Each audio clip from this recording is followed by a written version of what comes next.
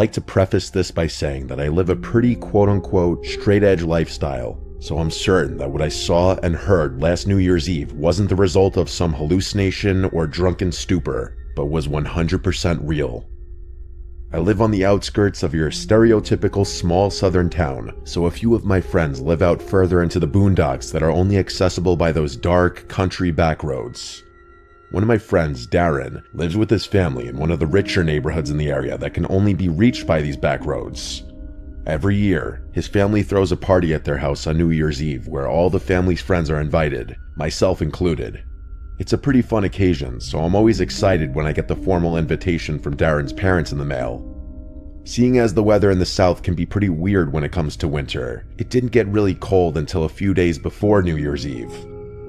I could remember the newly frigid air paired with the bumpy, unkempt country roads made for an uncomfortable ride to the house. Usually I don't drive with my brights on since I hate how other drivers always blind me with theirs, but the sheer darkness of the windy, narrow road made it a necessity this time. Anyways, the narrow road was surrounded on both sides by dense tree line, so even with my brights, it was hard to see where exactly all the twists and turns were ahead. Notably, there aren't any other houses between the turnoff to the road and Darren's neighborhood except for a lone shack that seemed like it had been abandoned for years, though I could sometimes see lights on inside whenever I passed this way. A few minutes into the drive, on a particularly straight section of the road, my lights illuminated something ahead amongst the trees, something white against the darkness. As I neared, I could see it was the shape of a person standing all alone on the side of the road. They weren't moving or hiding, just standing completely still with their back to the trees. It was a woman, evidently wearing a white dress or gown of some sort, not at all appropriate for the cold. I didn't turn my brights off out of caution, so I couldn't really make out any specific details in the reflective glare of the white dress as I passed her. I was thanking my lucky stars that she didn't step out in the middle of the road, causing me to stop. But then I started to wonder if maybe I should have stopped to see if she needed some help. Perhaps she was another guest trying to get to Darren's party, but it wasn't until I looked back in my mirror to see in the red glare of my rear lights that the woman had turned her body to follow me, still frozen in that one spot. It was definitely creepy, and in that moment, I was glad I'm not the greatest example of a good Samaritan. No way was that a fellow party guest. I arrived at the party without any further incident around 8 p.m., parking in the gravel circle amongst the dozen or so other cars outside Darren's house, which situated in a large clearing in the surrounding forest, just like all the other spaced out houses in the neighborhood. The festivities went on until we had watched both the ball drop in New York, as well as our own time zone's clocks striking 12, after which everyone slowly started to clear out. I stayed behind a bit to help clean up as I usually did, since I was one of the closer friends of Darren's family, and by the time I myself left, my car was the only one left at the front of the house. When I got in and started it up, I got a low tire pressure light. My car is an older model, so it didn't give me exact details as to which tire was low or how many had the issue. Before I freaked out, I remembered that this sort of thing always happens with my tires when the weather first turned cold after a long warm period. I figured I'd be able to make it home okay. But before I drove off, I remembered that woman I had seen on my way there. Was she still out there somewhere? Had anyone else come across her? There was another way in the opposite direction I could use to get home to avoid that road, but it would add another 20 minutes or so to my commute, which I didn't want to do so late at night and with possible drunk drivers out and about. I figured I'd just suck it up and just go back the way I came. I really wish I didn't. Not even a few minutes out on that same dark back road, I could feel something was different with my tires. I could hear it too. It sounded like bare metal scraping against the road. Slowly, my car came to a dead stop. Shit, I muttered. This was a different situation entirely. All that was going through my head was, did my tires fall off? Against my better judgment, I had to get out of the car to see what was wrong. Stupidly, I turned the engine off and shut the door. The car's lights turned off automatically, and I was plunged into the deep darkness of the surrounding forest. With my phone flashlight, I scanned each of my tires. My heart sank, as each and every one of them had been ripped to shreds, as if they were torn apart by the claws of some animal. I could have reasoned that if one had a large puncture in it, the bumpy road could have caused even more damage. But all 4 tires? This was deliberate. But no, I thought. Could it have been? I stood around hopelessly. No one would be out at such an hour on this road, even on New Year's Eve.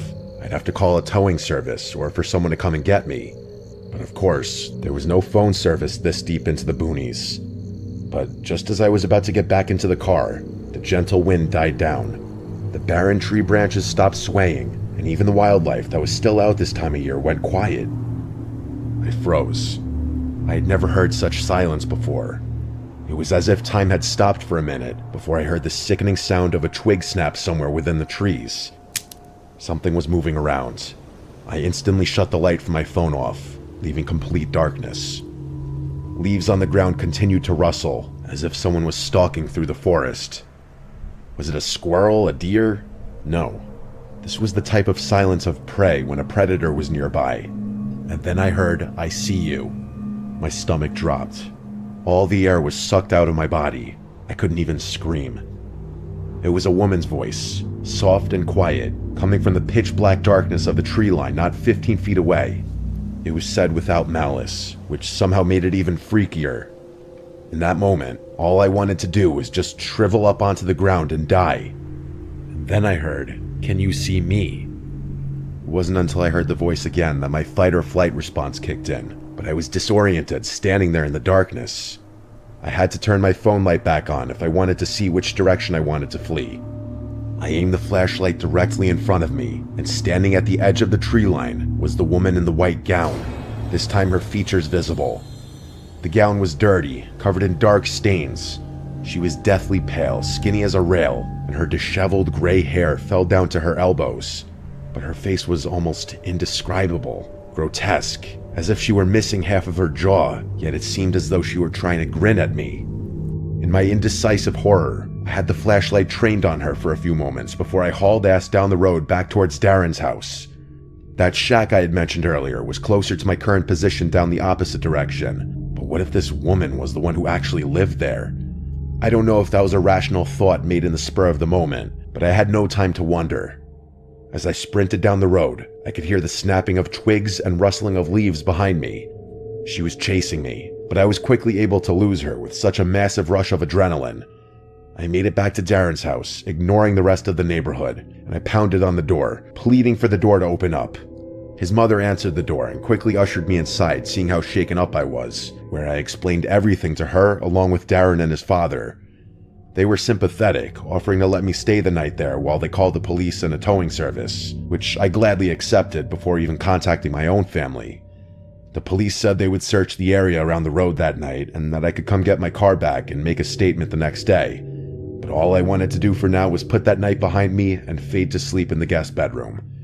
But I soon found out that night wasn't over. I awoke from my sleep to the sound of a light tap from the second-story window. I looked at the digital clock on the nightstand. I remember the time exactly.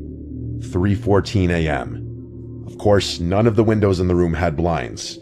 I didn't dare look out until I heard the muffled voice from outside, the same voice saying, "I see you." The woman was still out there. She had chased me all the way here, and now she was throwing rocks to get my attention. If I wasn't going to look out the window before, I definitely wasn't going to now. I wasn't going to leave my spot in that bed or fall asleep until morning. When the sun rose and Darren's family woke up, the woman was gone, thankfully. I told them what else happened, and we all looked outside together before the police showed up. In the yard, about where I had heard the voice coming from, Darren's father found a large, rusty knife that didn't belong to the family, presumably what the woman had used when slashing my tires. But that also meant she had followed my car there to the party at the beginning of the night, and specifically targeted me when everyone else was inside during the festivities. Darren's parents called and asked the other party guests if they had seen anything suspicious the night before, and one of their friends said they had seen someone in a white dress walking around outside from the window, but thought nothing of it, seeing as how people were coming and going all night. When I gave the police my statement, I told them to check around that shack on the road here, as I had a hunch that woman had something to do with it. They eventually did, and updated me that they found no one living there, but there was dead, gutted wildlife sprawled all around the surrounding woods. That woman I saw was never found, which of course raises a bunch of questions. The scariest ones to me, though, are how she was able to track me down so quickly once I left the party, And if she was missing so much of her face, how was she able to pronounce those words so clearly? Despite what happened, I'll still be going to Darren's house for New Year's Eve again this year, but this time, I'll make sure to carpool and take the long way around.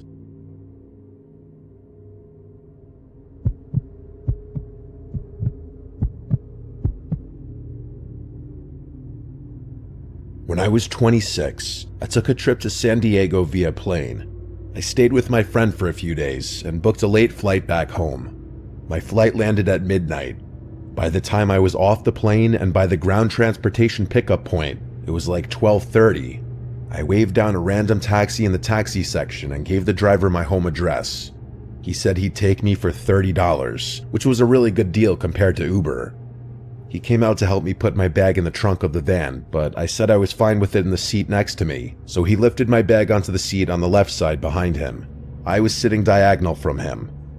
He got back in the car and pulled up the directions to my apartment, and we were on our way. My at-the-time apartment was about a half-hour drive from the airport with no traffic. At this hour, there was obviously no traffic. We got right on the highway and we were moving fast. I caught the driver's eyes staring at me through the mirror on 2 separate occasions, and on the second time, he spoke. He asked where I was coming from. I said San Diego. He said, "Oh, very nice." Then he asked me what I was doing there. I said I was just visiting a friend who lives there. His response was, "Is your friend as pretty as you?" And honestly, my first reaction was to laugh, but I found the comment really creepy, and it being the third thing out of his mouth on the ride didn't help. From here, his questions kind of stayed on the flirty side. He asked me, "What is a pretty girl like you doing traveling all by yourself?" And I had a slightly sassy response saying, "Well, I just said I wasn't alone, I was visiting my friend." And his rebuttal was that by flying by myself, I was traveling by myself. I maintained my slight sass and said we can agree to disagree, and he laughed and said he was only teasing me. This man had to be like 45 though. I felt like him hitting on a lone girl in her 20s like this was slightly creepy. It wasn't the first time I dealt with something like this though. As we continued down the highway, I looked up as I saw the familiar overpass right by my exit, but as we passed it, he wasn't slowing down. I said this is my exit as he was literally about to pass it, and we zoomed right by it. I repeated myself louder, saying that was my exit. He apologized and said he'd catch the next one. I tried to get a peek at his screen to see if he put the right address in, but it was angled so that I couldn't see it. The next exit was about a mile further. I started sitting up on the edge of my seat a bit now. When the next exit approached, I said loud and clear, "You need to get off here," and without acknowledging me, he turned on his blinker and merged off the exit. I noticed him glaring at me for a second in the mirror. I almost sensed a hint of annoyance in his face. But I guess that quickly changed when not even a minute later he asked me if I had a boyfriend. I replied back instantly, "Yes, he lives with me." I noticed him look at me again, and I think he picked up on how quickly I answered that. He asked what my boyfriend's name is. Yes, I'm serious. I decided that was enough. I told him I'm going to put my headphones in, so I popped my AirPods into my ears, even though they were basically dead still. I just wanted this man to stop asking me questions. Asking my boyfriend's name was next level weird, almost like he was interrogating me. I texted my family and close friends about this creepy taxi driver, and I shared my location in case, God forbid, things went sour. We were in a familiar area in my town now. We were stopped at the first red light since getting off the highway. I looked in the mirror, and all I saw were his eyes glaring at me, almost in this menacing way. I know he didn't say anything to me because I didn't even have any music or anything playing, so I would have heard him. The light was now green, and he was still staring at me. I had to tell him the light was green, and he started moving again. No one in my family was answering except for my older brother, who must have been the only one awake, but he lives 2 hours away from me. My brother told me I should leave the car if I feel threatened or in danger. We were now on a main road in my town, but there weren't any cars on the road. It was nearing 1 a.m. on a weeknight. We stopped at another red light, and I felt that man glaring at me again through the mirror. I then noticed a police car parked in an empty parking lot. In a spur-of-the-moment decision, I grabbed my bag and backpack and slid the van door open. The man started yelling at me, "What are you doing?" And he tried closing the door with the power button in the front, but I forced it open, and the second the door was opened wide enough for me to fit out, I booked it toward the police car. Instead of getting out of the car and chasing me for my money, he just kept driving, which already was a huge red flag. When I saw him driving away, I stopped running and brought my pace down to a quick walk to the police car. The officer in the car noticed me as I saw him look up and roll down his window. I told him that the taxi driver who was driving me was giving me really bad vibes and I left for my own safety. I asked the cop if he could give me a ride home, and thankfully he said hop in the back seat. Being a scared female obviously helped, but do I think you should be going up to cops asking them to be your free taxi service? Absolutely not. By the time I was in the car, that taxi was already long gone. The cop drove me home, and we were there in about 5 to 10 minutes. I let myself in and didn't even bother unpacking. I went straight to brush my teeth and crash into bed. It seemed just as I got into bed, though, there was a knock at the front door of my apartment.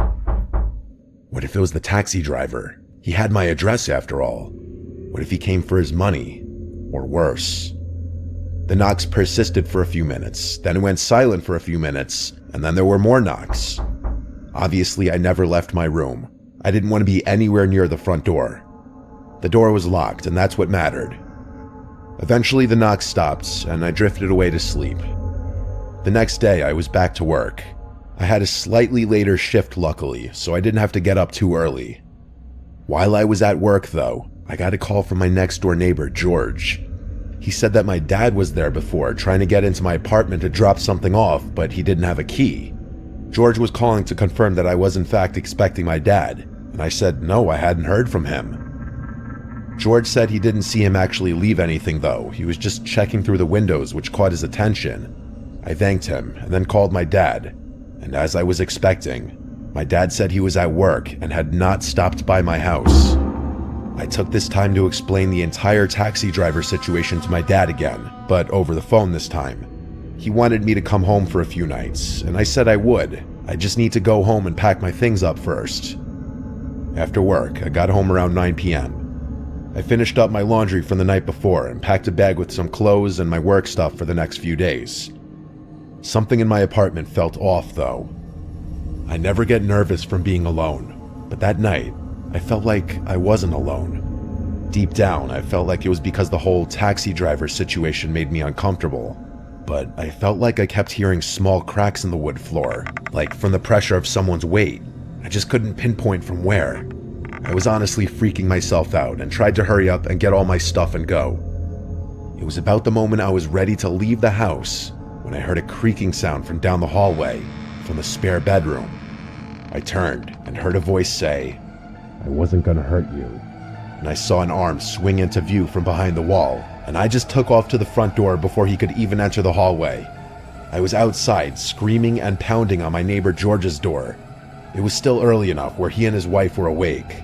They came rushing outside, and I begged for help. Instead of entering my apartment, we called 911 and waited for the officers to show up before going inside. My apartment wasn't huge, so checking each and every potential hiding spot didn't take long. The back sliding door to the shared backyard area was open, which also suggested he fled through the backyard. Unfortunately, I didn't have any record of the taxi ride I took, so I didn't have the cab number or plate number or anything. I could only describe it as a yellow minivan and give the description of the man.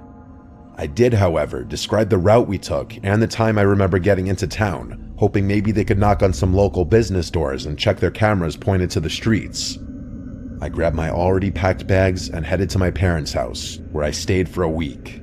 They wanted me to stay even longer, but I had to get back home. My dad helped me install some cameras from Amazon on my front and back doors, and I also bought a taser to put next to my bed for self-defense. I've lived in 2 different apartments since this experience. I've never had to use the taser. I also avoid taxis now if I'm alone, as they are a lot less traceable than a ride-sharing app. But also, you hear about fake taxi drivers kidnapping people all the time. I have to wonder if that was a real taxi driver at all, or if it was a stolen vehicle.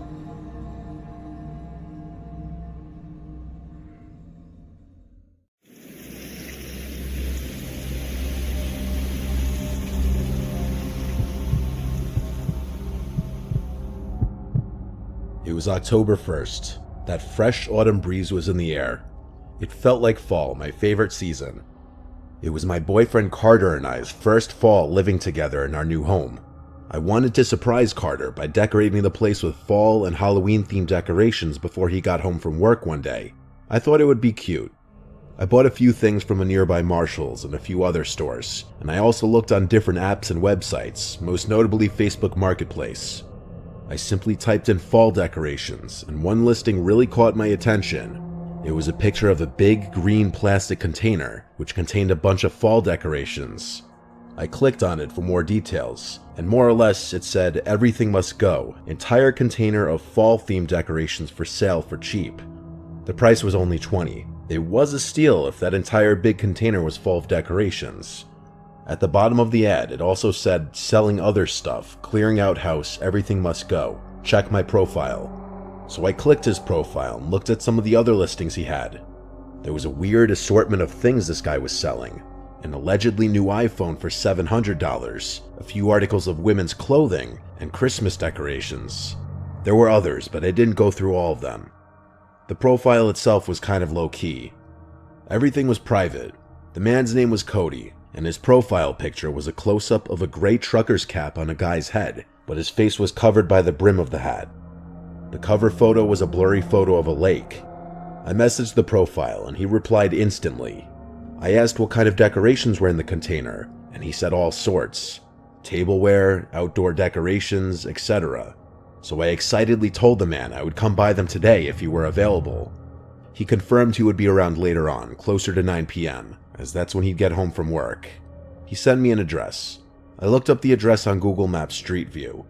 It was not in the best town, honestly, but the house looked completely normal. 2 cars in the driveway in the Street View picture, lawn kept nice, so I agreed to meet. I had my friend Sally come with me just to be safe. I went to pick up Sally across town, and we were off to this Cody person's house.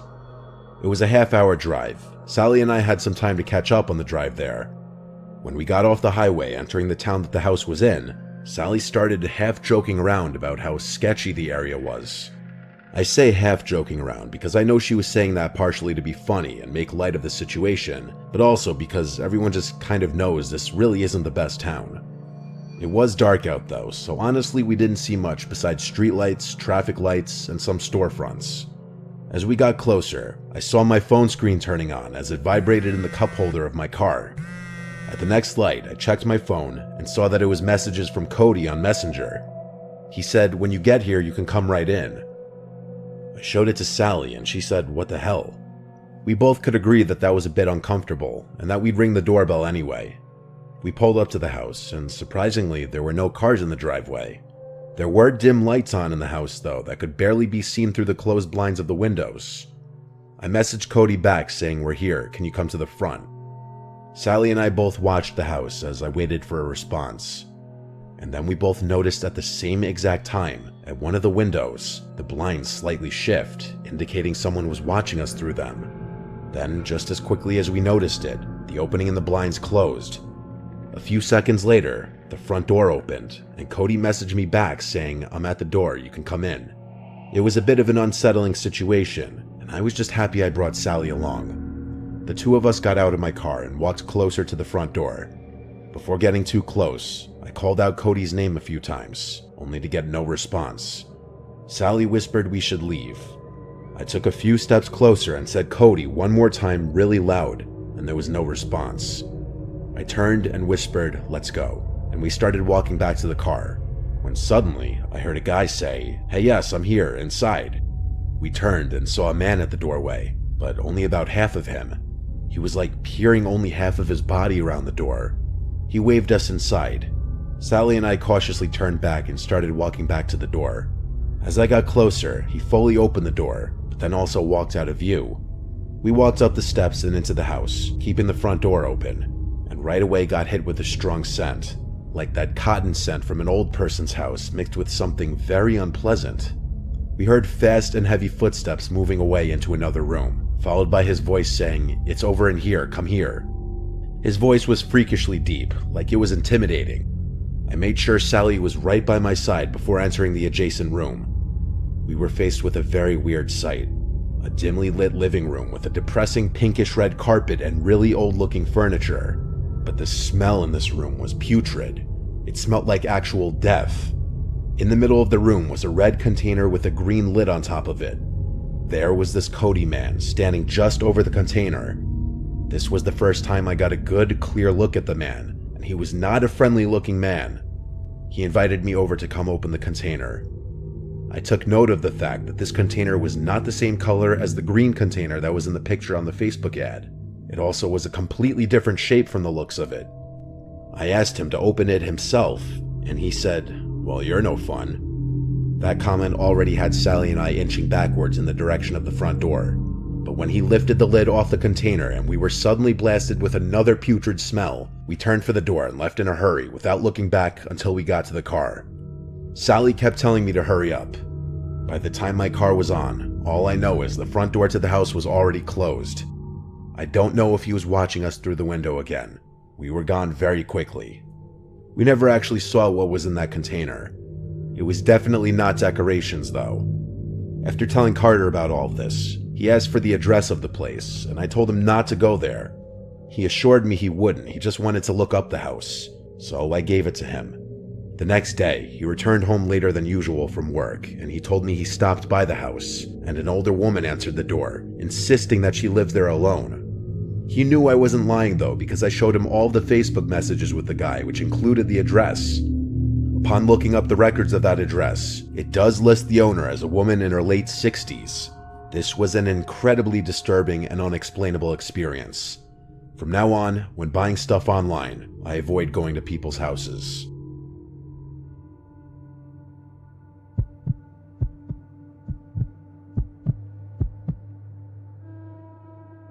It was 2019 when this happened. I remember specifically because it was the year I was living on my own in Asheville, North Carolina.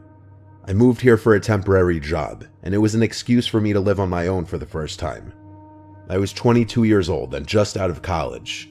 I had an apartment in downtown. I could walk to most things I needed, but I also had my car for when I wanted to branch out or venture out of town. The thing I loved about Asheville and North Carolina in general was the sheer amount of hiking trails. I'd been to many around town, but one I hadn't been to was DuPont State Forest. One day I decided to go. The drive was just under an hour from Asheville. It was a random Wednesday in October. The leaves were starting to change, and it was the perfect time for a hike. I didn't have work that day, and it being a work day for everyone else, it meant I'd probably have the trails all to myself. I got to the parking area for the park, and I found where one of the trails began. I walked for a while, and the trail was serene. I was the only one out there that day. It was a cloudy day, and we'd been getting a lot of rain that week, which was more of a reason I wanted to go, because the trail would lead to some nice waterfalls called Triple Falls and High Falls, and the waterfalls would be more impressive after a few days of rainfall. I only had to hike about 0.4 miles before getting to the Triple Falls, which was a really cool sight. A little piece of trivia, a scene in the Hunger Games was filmed at this waterfall. I took a few videos and pictures as I sat on a rock for a bit. I noticed a woman in the woods on the trail. She was looking at me. I waved at her, trying to be polite. Then she just turned around and slowly walked deeper into the woods until she was out of sight. Not really something I gave a second thought to. Anyway, I wasn't tired yet. I had literally just started hiking, so I didn't sit for too long. I got up and headed back to the trail. I didn't want to try climbing the rocks of the waterfall because they were incredibly slippery. I continued to ascend up the trail and eventually came to the higher point of the falls called High Falls. I took a few more videos and pictures here and sat on another dry rock for a bit. I swear I felt a sense of deja vu when I saw that woman again in the woods by the trail. Once again, she was staring me down. I didn't wave this time. I instead looked down at my phone, pretending not to notice or care. I couldn't help but glance up after like 10 seconds, and now she was gone. If I had to guess, the woman was like 55. She had short, grayish blonde hair from the looks of it. But again, she was pretty far away, so this was all just what I saw of her from a distance. I didn't see which way she went, but whatever way it was, I wanted to go the opposite. I kept walking the direction I'd been walking, and eventually came to another landmark of the trail, the covered bridge. I once again stopped here to take a scenic video and a few photos. I drank a bit of my water, and then looked at the end of the bridge from the side I had just walked from. I saw that woman. I swear I didn't see her there before I started taking videos and pictures. I also didn't hear anyone walking behind me. She was once again staring right at me as if I were doing something wrong. I was getting annoyed. I started walking over to her and said, "Excuse me," but she just turned around and started walking away. Actually, the speed at which she was walking away for someone at her age was unsettling. I almost felt concern at the possibility that she may have been somebody with special needs that needed help, but I didn't convince myself to go chasing after her. I just leaned on the edge of the bridge for a few minutes before deciding to turn back. I had already been hiking for about 45 minutes, and it would take another 45 to get back down to the car. Walking back down the trail I came, in the direction that woman had gone, I passed a younger woman walking her dog. So I decided to stop her and ask if she'd seen an older woman pass by. She said no, and just trying to make conversation about it, talk to somebody about it, I told her how I kept seeing that woman popping out of nowhere and looking at me, then just walking off. She laughed and said that's really strange. I didn't want to take up too much of her time, so after we both shared a laugh about it, I continued on my way. The entire way down the trail, I grew a bit paranoid that I'd see that woman lurking around in the background somewhere again, but all was quiet on the way down. I passed one other person who gave me a friendly smile and a nod. Other than that, I made it back to my car undisturbed. Later that day, I went on a date with a girl I was seeing there. We went to our favorite local bar to get some pumpkin spice beers and watch baseball. I told her about the woman on the trail, and she found it amusing, because honestly it did sound funny. After that, I went home. Fast forward to that night when I was in bed. I hardly ever wake up in the middle of the night. I'm a pretty heavy sleeper normally, so me waking up in the middle of the night in the dark was unusual. I was still coming to when I heard something at the foot of my bed.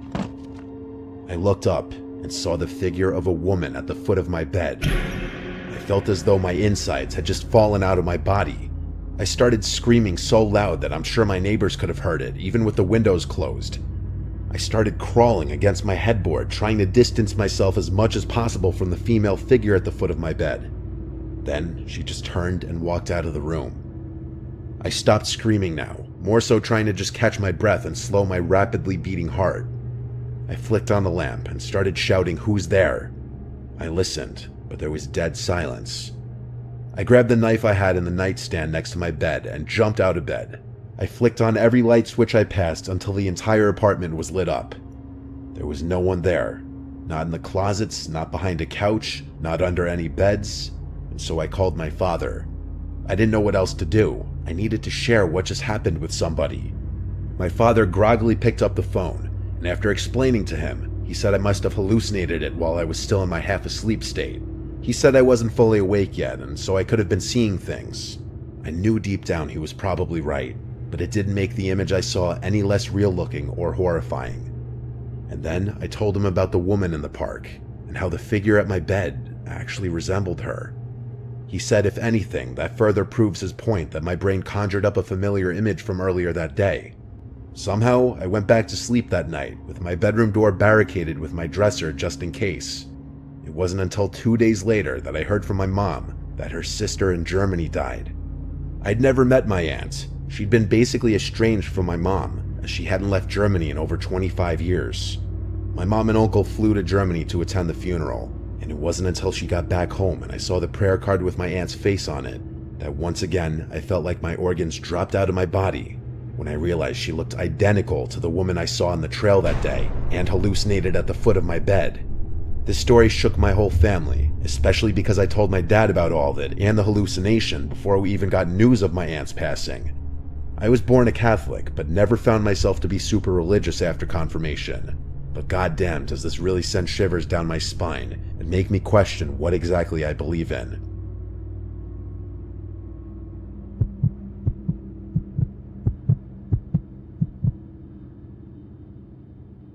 My friend Carlos and I like to do stupid things together. We've been friends since we were 10, and when we were 21, we became roommates. We lived in Brunswick, Georgia, where we grew up. A little coastal town that had its pros and cons, but overall was an okay place to grow up. But it got boring as we entered our 20s.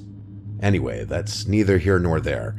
While we did live there, we knew about a creepy-looking house that differed from the rest of the houses in town, in that it looked like it was built in a different century.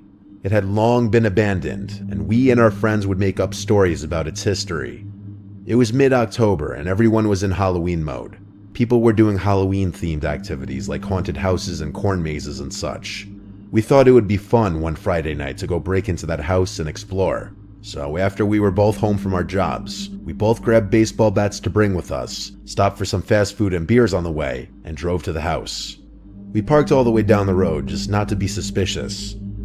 The houses around there were not that close together, so each property was pretty big, which meant we were less likely to get caught snooping around. We both grabbed a couple beers each and threw them in our backpacks. Not sure why we thought we were going to drink in there, but along with that, we stuffed our baseball bats into the sides, just so no one would see us walking around with baseball bats in our hands late at night looking like trouble. We quietly walked down the street, just whispering to each other. It took less than 5 minutes to get to the house. It was so dark on this part of the street because this house, along with the house across the street, had no lights on. There weren't any street lights on this street. Whatever light there may have been would have had to come from one of the few houses with their lights on. From here on, we used our flashlights we brought. The front lawn had a bunch of dirt patches, and the patches of grass were overgrown. Lots of weeds everywhere, it seemed. We walked around to the backyard to look for an entry point because doing that out front seemed stupid for obvious reasons. Shockingly, the back door was already unlocked. The place wasn't boarded up or anything. The back windows weren't even smashed. We knew that the place was abandoned though, everybody did. We walked right in. Navigating inside of there would have been impossible had it not been for our flashlights. The house was bigger than some of the neighboring houses, yet the inside felt very cramped. Like there were a lot of rooms, but they were smaller, almost giving the house a maze-like feeling. Carlos stepped into another room away from me, and at that moment I was alone. I heard his voice say from another room, "Yo, there's still furniture everywhere." I responded, "Yeah, this place must have been abandoned in a hurry." Everything seemed ancient, like furniture in my grandma's house, only not used in years. I walked around the first floor some more, and came to a tiny corridor with a few doors that led to bedrooms. I entered one of the bedrooms, and it was incredibly cramped. The bed took up 80% of the room. I went through some of the drawers in the dresser, but they all seemed like they'd already been gone through. Same with the closet. Anything left behind besides this old furniture just looked like junk. I heard Carlos say he's going upstairs. I said back, okay. We were speaking at a volume that was just loud enough for each of us to hear. After checking out the other bedroom down on the first floor, which was equally cramped, I went back out to the corridor. There were 2 other doors, one that led to a bathroom, and then when I opened the final door, I was looking down a long stairway to a basement. I decided, fuck it, I'm walking down. I started descending the steps, each step squeaking and cracking under my weight. I got about halfway down the steps when I realized there was a faint glow coming from down there. I turned off my flashlight, and yes, there was still a little faint glow coming from down there. I should have turned and left in that moment like any normal person, but I do stupid things. Like I die first in a horror movie most likely. I continued down the stairs with my flashlight off, and when I got to the bottom, I looked around the walls separating the stairs from the rest of the basement, and I saw what was just barely lighting up the room. It was 2 tall candles sitting on a table, but that wasn't the first thing I noticed. What I saw first was what was next to that, and it was some kind of sofa rocking chair, and it was rocking. Someone was seated in it. It was facing away from the stairway. All I could see was a hand on one of the arms of the chair. I had to get out of there. I started going back up the stairs as quietly as I could, with each crack and squeak causing me to cringe in fear. I was halfway up the stairs now. I looked back down and could still see the faint glow of the candles, so I continued as quietly as I could. I was almost to the top, and one stair creaked especially loud. I paused for a moment, clenching my teeth so hard. I proceeded up the final steps and made it to the top. I turned to shut the door, but I noticed it was pitch black down there now. The thought of the candles having been put out sent a shiver down my spine. I quietly closed the door, and then I tiptoed around this cramped maze of a house until I found the stairway going upstairs. I stood at the bottom of the stairs and quietly called up to Carlos.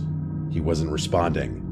I sighed and started quietly going up the stairs, repeating Carlos's name. Still no response. I had to go all the way up to the top of the stairs, repeating his name, and he still wouldn't respond. So I said, "If you're trying to scare me, stop joking around. "There's someone in the basement, we need to get out of here." That got his attention because he stepped out from a dark room and asked if I was serious. I told him I'd explain outside, but that I'm not kidding. He followed me down the stairs. I was trying less so to be quiet now because I just wanted to get out of that house.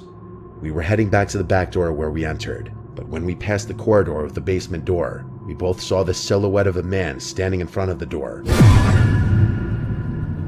The time for sneaking around was over. I kept repeating just go as we booked it outside and ran for my car. We made it to the car in like 30 seconds. I was already winded by the time we made it back. I backed the car off that street and started driving us home. In the car ride was when I explained in detail what I saw. All Carlos kept saying was, "Yo, what the fuck?" to everything I said. He was in just as much disbelief as me. So while no, I don't think anyone legally lived in that house, I do think someone was squatting in there, down in that basement. Who knows who it was? Honestly, who cares? I just never returned anywhere near that street.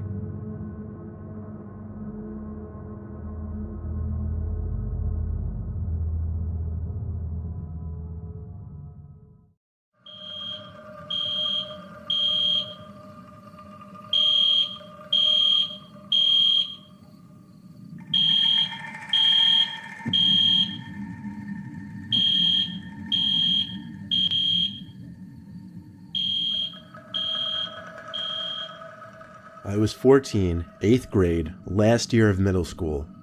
I had to go, so I got up from my seat in math class, took the wooden plank that was supposed to be the bathroom pass, and strolled through the hallways to the bathroom. The bathroom on the main floor had a sign on it saying out of order, use upstairs or downstairs bathroom. A random older guy walked up to me and asked with a smile on his face if I knew where the nearest bathroom was. I told him yeah, either upstairs or downstairs. He thanked me and walked to the stairs. So to avoid more potential conversation with the guy, I went down. I wondered who that guy could be. Definitely not staff. Maybe a parent. I went down to the lower level, which was literally only for bathrooms and extra locker rooms for the sport teams. I opened the door to the bathroom. The light was off, as usual for this bathroom since it was the least used one. I went to the stall and shut the door. I covered the toilet seat with paper and sat down. Suddenly, there was a white light flashing in the bathroom, and I heard the sound of the fire alarm outside of the bathroom. It was a fire drill. My heart dropped because I didn't know what to do. It was the first fire drill of the year. Would I get away with just using the bathroom while everyone else was outside? At this point, I figured I'd just do it. The flashing light got a bit annoying, as did the alarm coming from outside. Suddenly, the alarm got much louder. Then I realized it was because the door opened, and over came marching somebody right to my stall door. I saw their feet underneath the stall. I thought for sure it was a teacher coming to check the room for any students. They didn't say anything though. I didn't know if I should say something or not. I looked at their shoes. They were just facing the door. But I noticed they weren't just standing there. I saw through that dreaded 1-inch crack of the stall door that everybody hates, someone's face pressed up against it. Most apparently, a man's eye, open as wide as possible. Then there was a chuckle from the other side. I was breathing heavily now, heart racing too. I didn't know if I should scream or not. Then, the person got on his knees and stuck his head underneath the stall to look at me. It was that man from the hallway. When he saw it was me, he literally crawled under the door and into the stall and grabbed a hold of me, covering my mouth first thing. I remember he said things like, "Don't struggle and just relax." I didn't know what he was going to do to me. It was an unreal feeling, like my life was flashing before my eyes at such a young age, an age that you think you're invincible. Then, the fire alarm got louder again as the door opened. It was the principal's voice. "Is anybody in here?" I screamed, and though muffled through the man's hand, the principal heard it and came rushing over to the stall trying to open it. He screamed to open the door. The man let go of me, opened the door in the principal's face, and ran for it. The principal was a very old man, so he didn't chase after him. The school also didn't have cameras at this point, so as far as I know, the guy got away. The principal actually hugged me and was very emotional, telling me to come with him so we could call my parents. All my friends saw me almost in tears walking with my parents to their car. It was humiliating, but I was also just happy. The principal saw the man pull the fire alarm and run downstairs, so he slowly but surely made his way down there and checked the bathroom first thing. He unfortunately passed away 5 years ago. I still have great appreciation for that principal. He was my hero in a certain way.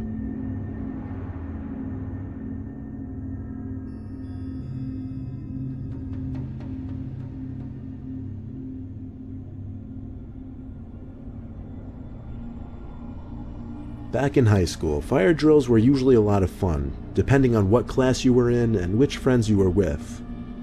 One particular dark, cloudy day during third period, my friends and I who were in the same class heard from the grapevine that there was going to be a fire drill this period. It was a Friday close to the end of the year, and there was really no work for any of us in our later classes. So we figured during the fire drill we'd sneak down to the sump behind the school by the woods and smoke. We waited anxiously for that ear-piercing ringing to go off, and when it did, it was music to our ears. We looked at each other and laughed, and we were the first ones out of the class and down the hall. While everyone else on this side of the school was headed to the front entrance, we were on our way to the back entrance by the woods. We walked out in the middle of the crowd to the back section of the school by the basketball and tennis courts. We were pretty strategic about our escape. We made sure there were no teachers in sight and crossed through a narrow opening between the tennis courts and a line of bushes. That led straight to the sump. A couple of kids watched us and probably thought we were a bunch of weirdos, but it didn't matter. We made it to the sump, which was literally a giant hole in the ground surrounded by bushes and trees, right at the edge of the woods. It had a nickname, but I don't remember it. All I know is it was the place that everyone came to drink, smoke, and do other drugs at night. Kids even had bonfires there before. It was a really dark day. The clouds were a darkish gray, giving the morning an almost early night kind of feeling. The breezy air hinted at a storm approaching too, which honestly just made it more fun for some reason. We waited until all the commotion up the hill quieted down, and we assumed everyone went back inside. Then we started talking and laughing.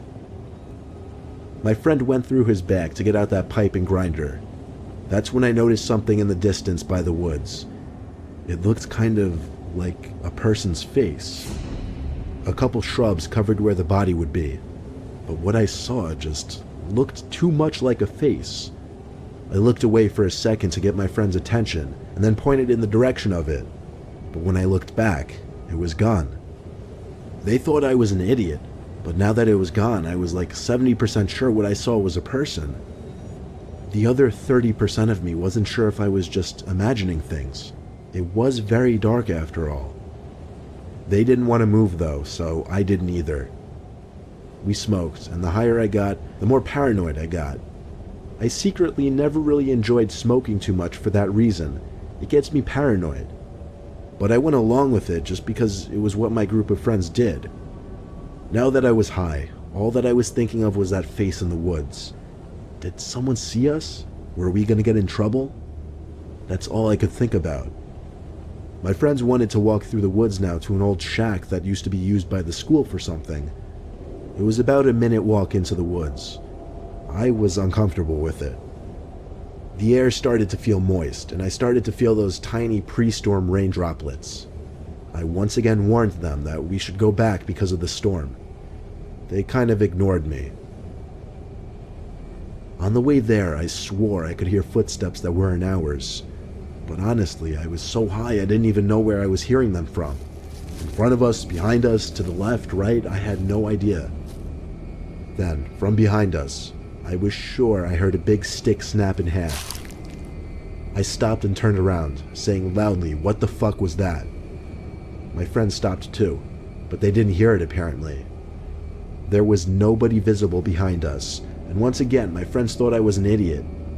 Apparently I seemed like I was losing my mind because I became the blunt of all my friends' jokes after that. The big old shack finally came into view.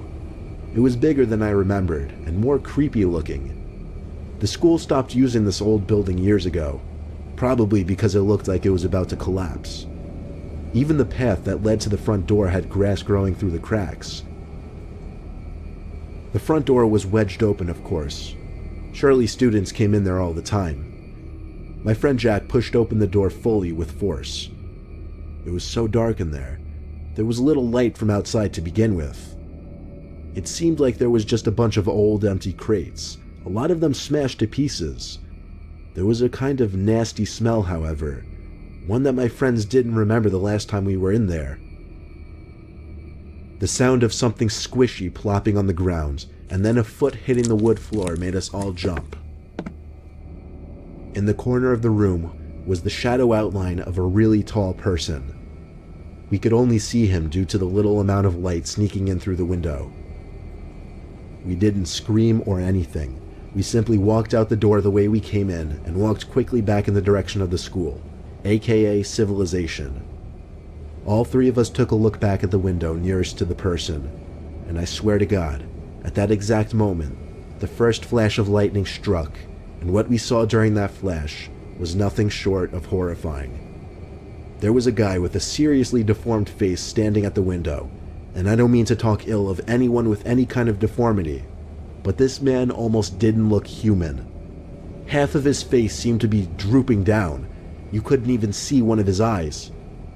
He was so close to the window too, his face was practically pressed up against it. I initiated a run and my friends followed. We got back down to the sump in less than a minute, where we collected our thoughts on what to do next, just as the rain started to finally come down. And just then, my friend Jack pointed up the hill back to the woods. There was a person standing behind a shrub, exposing only his face, just like what I saw before.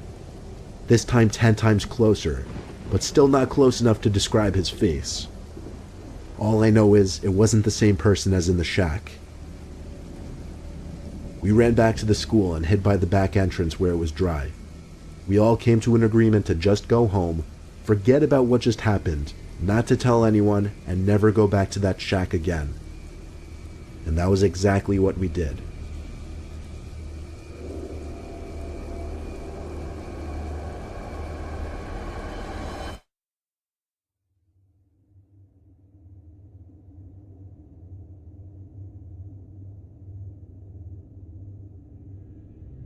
Our school had this door that led down to a half stairway to some weird dark hallway. A lot of students knew about it, but nobody really knew what was down there. The door only seemed to be open during fire drills, in which just about every door in the building is opened. My friend Kyle and I were particularly interested in finding out what was down there. I'll admit I was a pretty bad student in my first 2 years of high school, and I got into a lot of trouble. So Kyle and I planning to venture down there during a fire drill wasn't one of our dumbest ideas. We had 3 classes together out of 8, so our chances of being in the same class during a fire drill was pretty decent, and luckily it happened during study hall.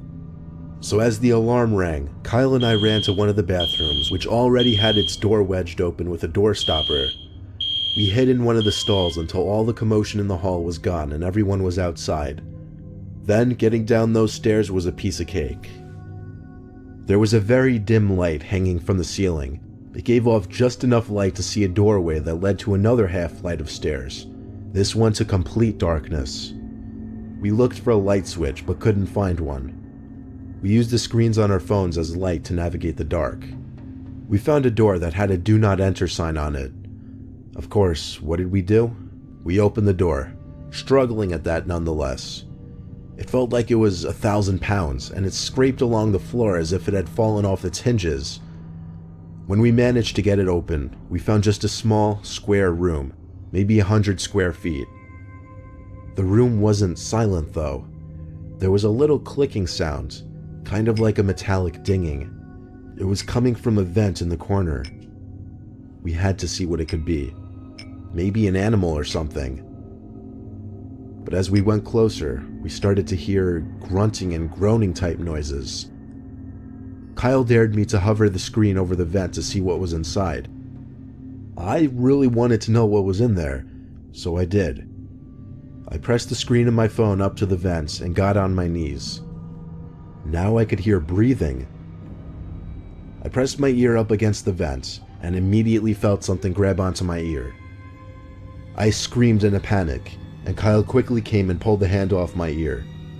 I jumped away from the vent first of all and saw a hand reaching through it. Kyle and I ran out of there, shutting the do not enter door behind us and running back upstairs to the bathroom. The next day, Kyle and I went to talk to the janitor, Tom. He was one of the janitors who didn't really give a crap about his job. He didn't even seem angry about us going down there. He just asked what we were doing. We explained what happened and asked if there was somebody working in the vents. He said nobody had been in that room for years, nor was there any way into that vent down there. Kyle and I looked at each other, and I knew his heart sank just like mine did, as we both stood there wondering, who was in that vent down there that day?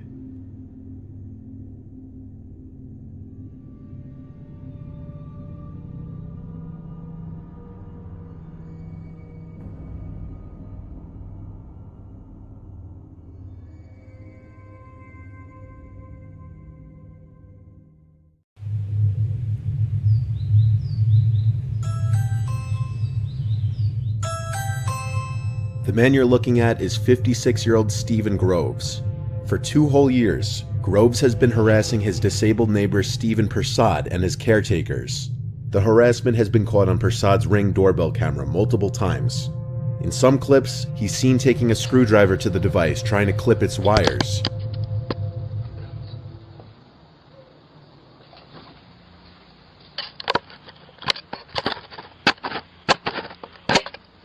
In another clip, he's seen scrawling on the lens with a marker to no effect.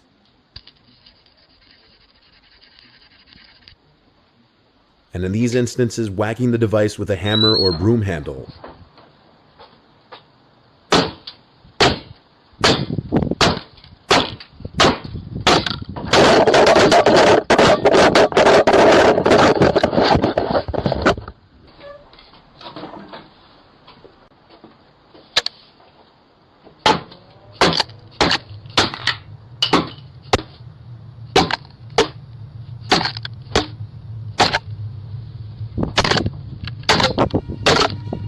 The reason behind the man's attacks on his neighbor's property are unknown. Over the past 6 months, Groves has been convicted of 3 charges of harassment against Persad, and has been put on a curfew and ordered to pay compensation for damages to Persad's property.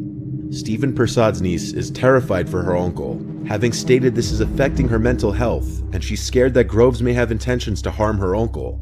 The restraining order that was put into place is clearly having no effect, as Groves is still harassing Persad. On top of the restraining order, Groves has been put on an electric tag for the better part of a year, and was also ordered 20 weeks of rehabilitation.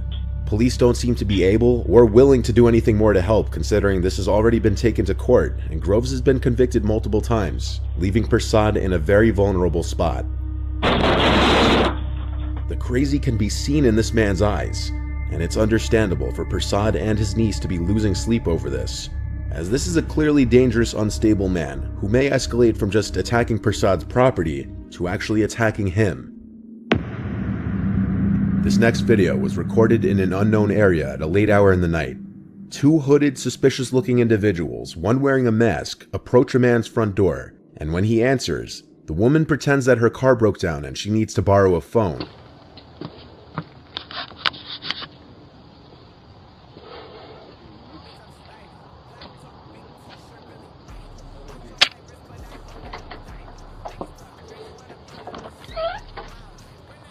Hello, do y'all have a phone I can use? My car broke down and y'all's the only one that got a light on. We don't.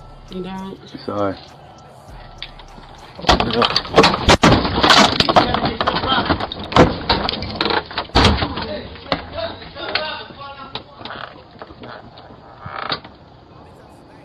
The man's first mistake is opening the door at this hour to 2 hooded individuals, being that his Ring camera would have allowed him to check who's at the door before opening it. Instead of opening the door, if he felt the need to respond to the people at his front door, he could have and should have used the voice feature on his Ring device to ask who they were and what they need. Instead, the man opens the door, and while admittedly he knew better than to agree to let them use a phone, We don't. You don't? Sorry. Opening the door in the first place was a mistake, as the man in the yellow hoodie and mask took the opportunity to rush the door with a gun after taking one last look to the right to check for witnesses.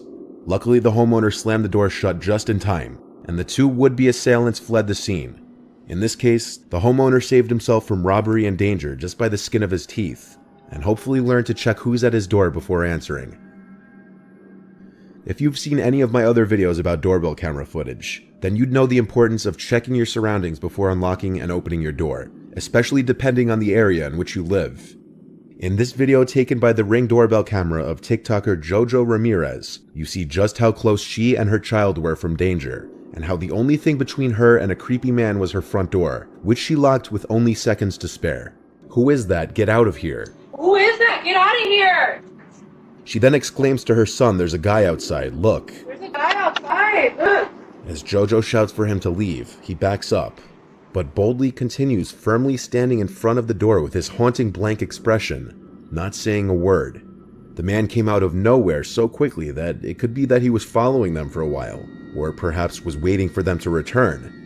It's anybody's guess what would have happened if the door wasn't locked in time, but a pretty strong assumption would be the man was after Daniel, Jojo's young son. This footage was viewer submitted, and it was taken by their Ring doorbell in a nice, otherwise quiet neighborhood in the Netherlands. The viewer was in bed on an ordinary night, when he heard noises on the roof. Thinking it could have been an animal, he ignored it and went to sleep. The next morning, this was the footage he found after seeing the notifications from his Ring doorbell from the night before. In the video are 3, maybe 4 young men trespassing on his property, 2 of them climbing the roof, while the other of the 3 who were visible, whispering to 1 or more people out of view of the camera.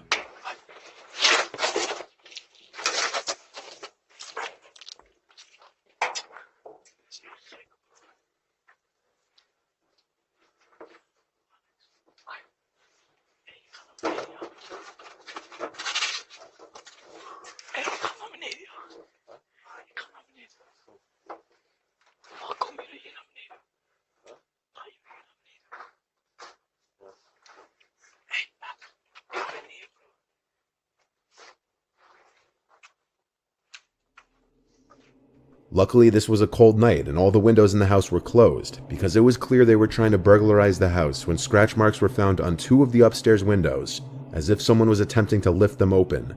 Given that there were 3 or 4 of them, they could have posed a serious threat if they were to have entered the home. After viewing the video, the viewer made sure to keep his windows all locked the following nights, and a few nights later, he woke up to the sound of someone attempting to open a downstairs window, this time not caught by the Ring camera. The footage was submitted to the police in hopes that they could identify them based on their faces. I was asked to blur their faces by the viewer, just so that if any of the perpetrators were to see this video, they wouldn't come back to the house again for any type of revenge. This one is perhaps one of the simpler yet scarier clips caught by a doorbell camera, despite how quick it is. Not many details are known, like where this took place, but this was uploaded by the neighbor of the owner of the Ring camera. In the video, we see in the dead of night a masked, young-looking man approach the front door of a house with a gun in his hand, stand there for only a few seconds, clearly contemplating what he was about to do, then backing out probably in fear and leaving. The owner of the house didn't know who this was, but this was probably a person working up to an armed robbery, possibly having his sights specifically on this house. Of course, without all the details, that's just speculation, and there could be a whole lot of other explanations as to what's going on here. However, regardless, the chances of this guy or any other person with a gun coming back shouldn't be taken lightly, and that kind of footage should be submitted to the police immediately.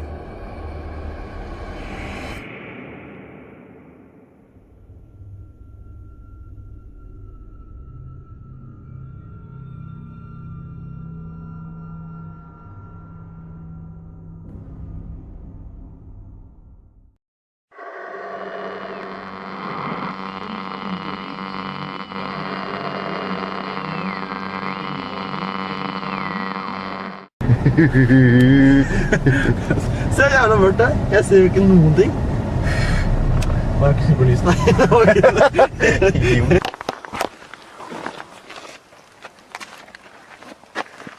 Så du hvor det ble, eller?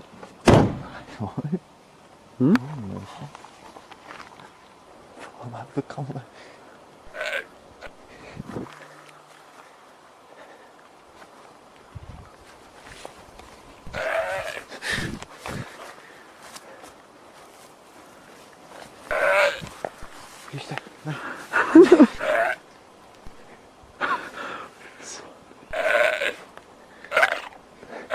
Dat van me overal.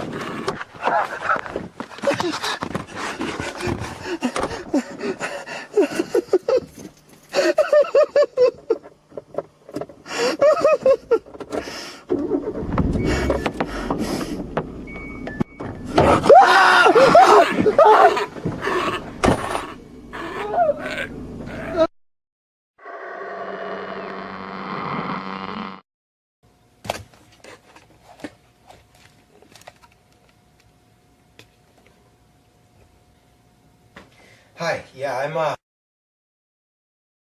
there's this guy just like standing outside my window, and he's just like looking up at the window. He's been there for about 30 minutes now, and I have,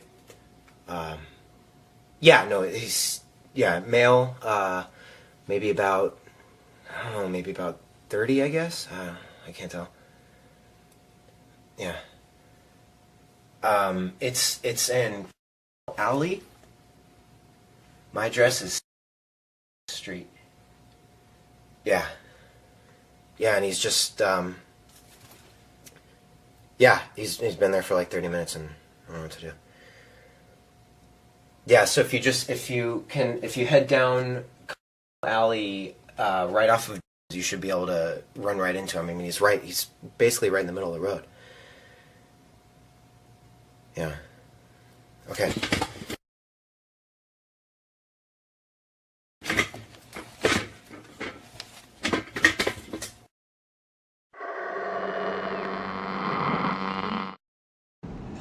He won't even drive the truck by himself drunk.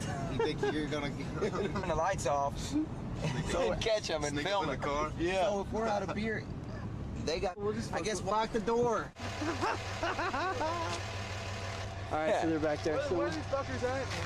Where are they at? Let me go piss and then we'll go. Hey, faggot. All right, let's go. Let's go. Come on. Film a fucking dude while he's pissing. Come on. Salem stuff. Come on. All right, let's do it. Nice, cool. Yeah, that's cool. All right, come on. We should see the car way before we get to it. What's on the road up there? Where? Something in the road up there. Put your brights on. Put the brights on. What the fuck? Turn your brights on, dude. What the? That's a fucking person. Is that a... That is a fucking girl. What the fuck, dude? It's... Wow. Dude, who is that? It's 31 degrees outside. Dude, is that Kelsey? No. Right, Dude, that is a fucking girl. Dude. Toot your horn, see if she's... What is this bitch doing? This is a nutty bitch. Dude, get Stop, stop. go check it out. Dude, Dude, fuck, dude. Get her in the car, dude. Look at her. She's hot. Go Get her check in it the out. car. Go see what's up. Fuck. What the fuck?